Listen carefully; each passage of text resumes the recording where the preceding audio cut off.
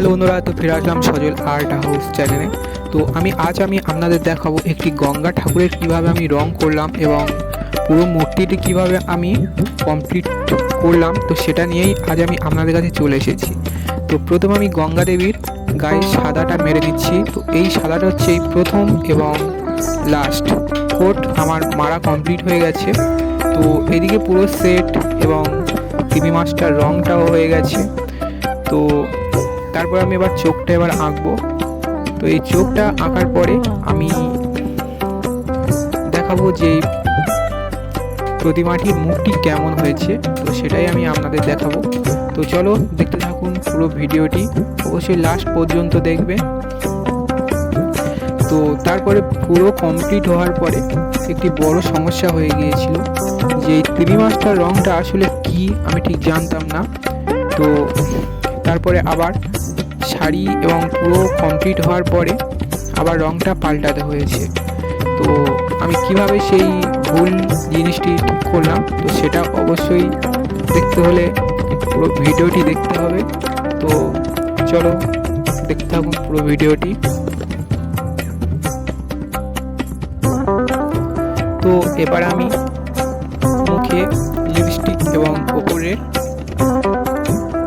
ভুরুটা করে নেওয়া হয়ে গেছে প্রায়। তো একটু আপ ডাউনের কারণে আবার ঠিক করলাম। তো এই হচ্ছে ফাইনাল লুক।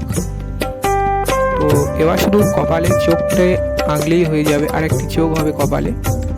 তো কেমন হয়েছে মুখটা অবশ্যই কমেন্টে জানাবেন। তো আর এদিকে আমি হাতের নখ এবং হাতের যে রেখাগুলি হয় সেটাও আমি করে নেব।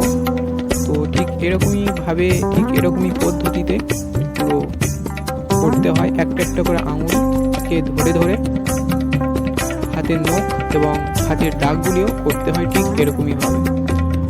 তো কেমন হচ্ছে অবশ্যই কমেন্টে জানাবেন। তো এখানে রংটি হালকা করে নেবেন যাতে তুলিটি টানতে কোনো যেন অসুবিধা না হয়।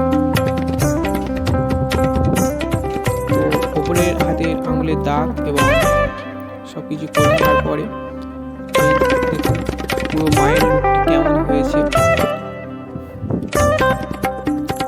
তো এই হচ্ছে আমার পুরো কমপ্লিট লুক। তারপরে শাড়ি পরানোর পরে বাবা বলল যে টিভি মাস্টার রংটি ঠিক এরকমই হবে না, তো হবে সাদা।